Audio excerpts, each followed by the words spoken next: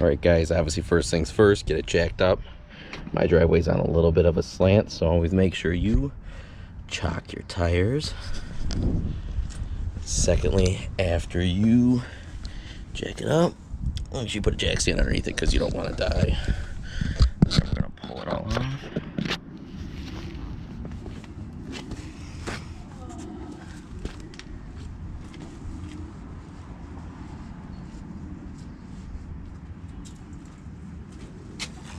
Second thing is always put gloves on. All this shit on these cars tears your hands up.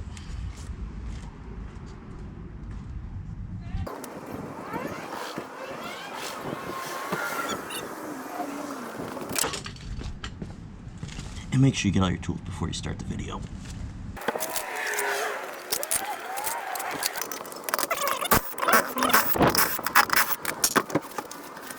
Too bad there's still some pad left, but the other side's where all the action is.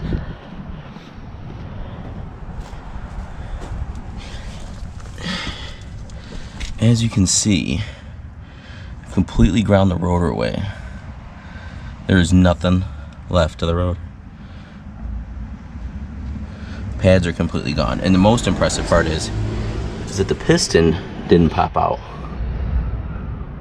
This is unbelievable. Pads are almost touching.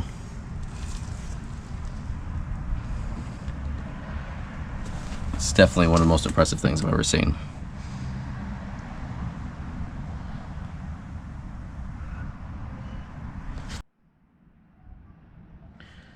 Now doing brakes on this, pretty easy. It's a little bit older of a design.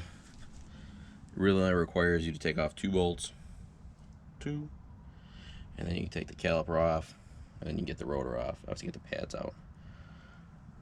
And step number 1 when doing any job, no matter what it is always make sure you got all the right parts before you start.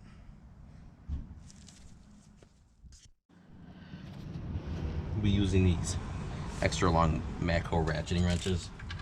These things really are awesome.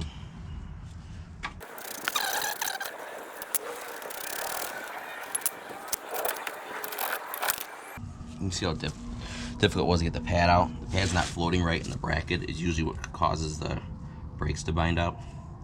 You can see how rusty this one is.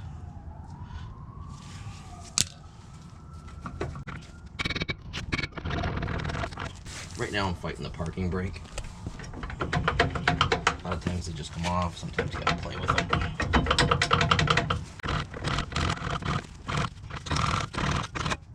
You can see there's some grease leaking, gear oil leaking. These axle seals are gonna be leaking a little bit. We'll let them know and see if they want to take care of that soon.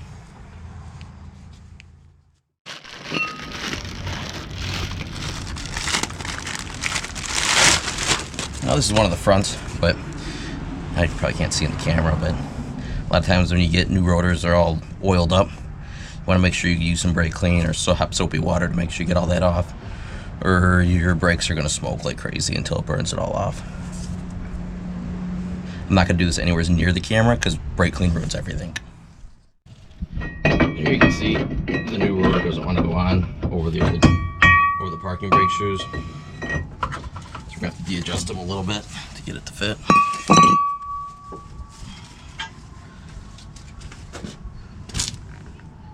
Hopefully we can de-adjust them a little bit.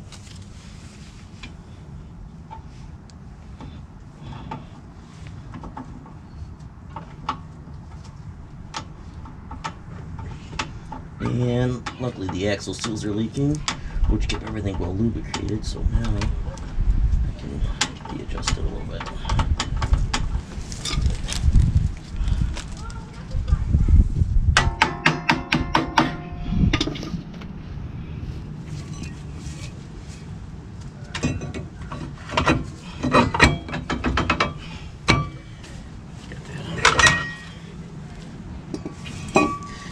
Make sure this pad surface right here where the pad floats, you want to make sure either you put new clips on or clean up the old ones really good. The pads have to float back and forth.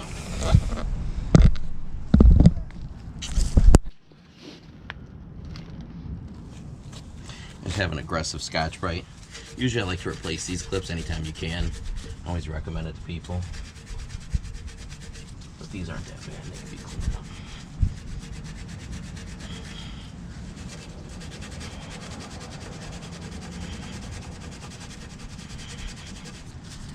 A lot of people like to grease the crap out of everything. Sometimes I see that be more of an issue than a help. If the manufacturer didn't grease it from the factory, I usually don't grease it up.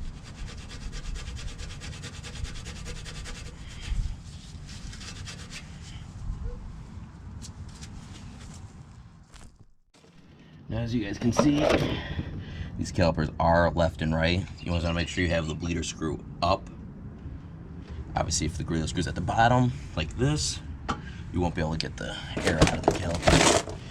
You'll be fighting yourself.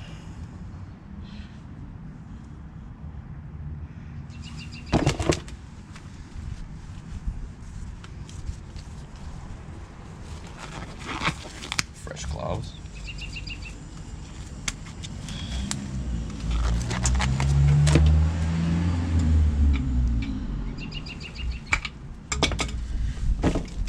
Most calipers come with these copper washers. They go on either side of your bolt. You're going to want to make sure you put new ones on every time.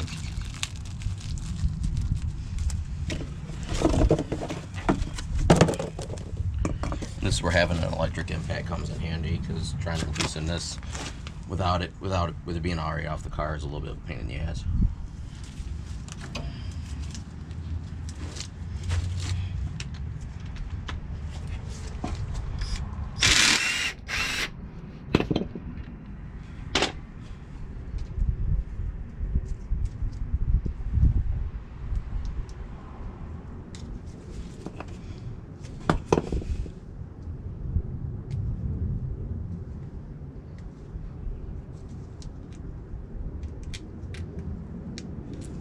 You always want to make sure you get both copper washers off before you put it back together.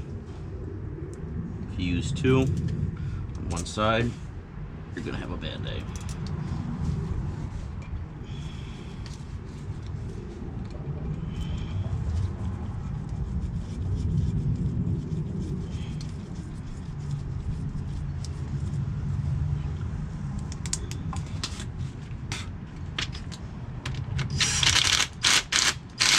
Snug it up for now, and we'll take it on later.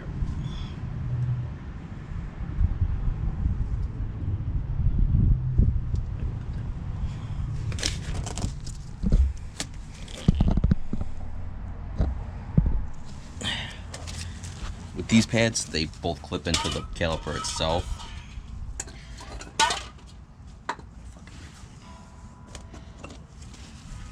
Squealer pads are usually side specific. As you can see, they are different. Usually the squealer goes on the front half as the rotor comes around, so it's going to contact the squealer and then the pad. This way, as you hit the wear indicator, it actually drives itself into it, so it will squeal.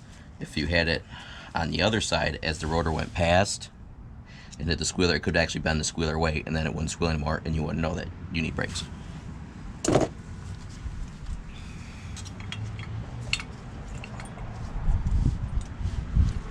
Just clip in. By the way, doing calipers on all your brake jobs sure makes it easier. I know why Midas does it all the time.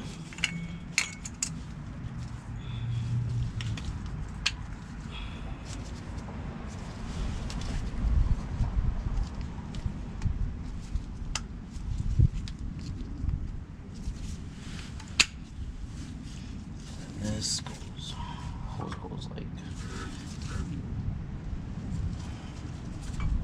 well, the hose goes like that. You always want to make sure you route your hose the right way.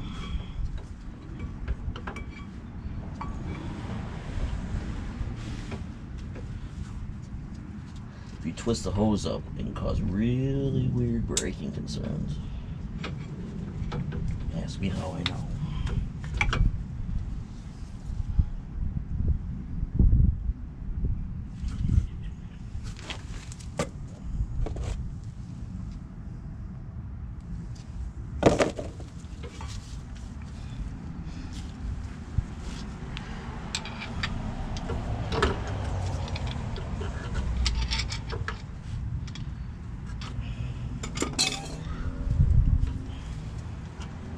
news to me.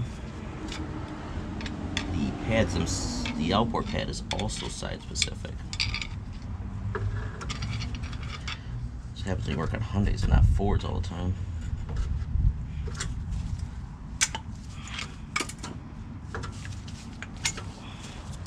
If you look,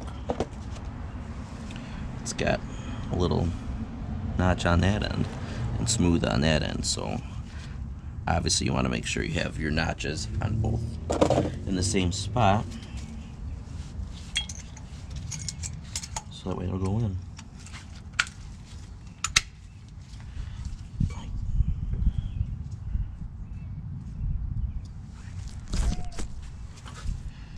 And I just put the same pad back on I took off.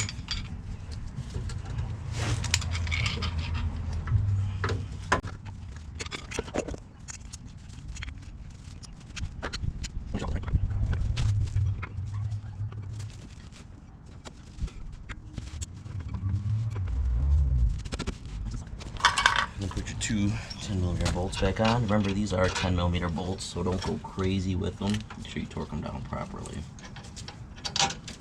The average torque spec on a 10mm bolt is only like 10 foot-pounds.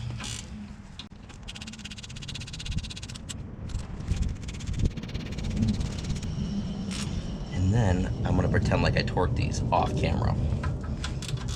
I forgot to grab my torque wrench, or else I really would. That's about it. These are pretty basic brake jobs. We'll have to bleed the calipers once we get the other side on. Do the front.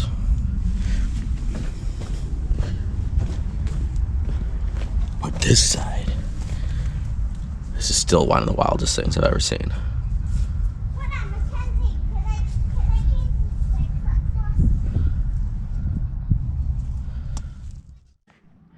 Here we have the new rotor next to what's left of the old one. I am not lying when I said that this truck drove. It wasn't locking up to the point where you couldn't drive it. I didn't really drive it far. I just backed it into my driveway, but it did drive. I took a little video of me actually backing it into the driveway just to prove to people that it really did drive.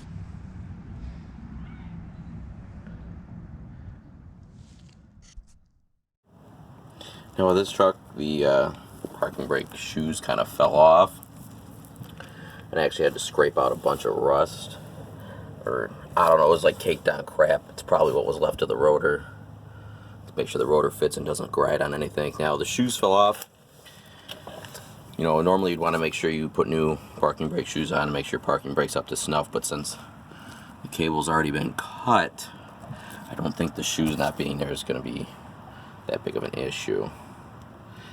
Now this design is a little different. It's definitely a Ford design. You're not going to see this too much. Most cars I work on, it actually has a separate bracket that you would have to take off and clean, instead of just, you know, cleaning up those little clips there and bolting the caliper back in. Definitely makes it nice only having 2 bolts as opposed to 4, but either way, it's only 4 bolts. It's not like it's that hard. The most important part is making sure that the pads are going to float freely on their mounting surfaces, but yet still snug. You don't want them loose, flopping around, clicking around. That creates a lot of issues too. That's pretty much going to do it for today's video. I'm not going to go in depth on putting the rest of this back together and bleeding brakes. Make sure you guys like the video, subscribe to the channel, drop a comment down below, tell me I'm an idiot.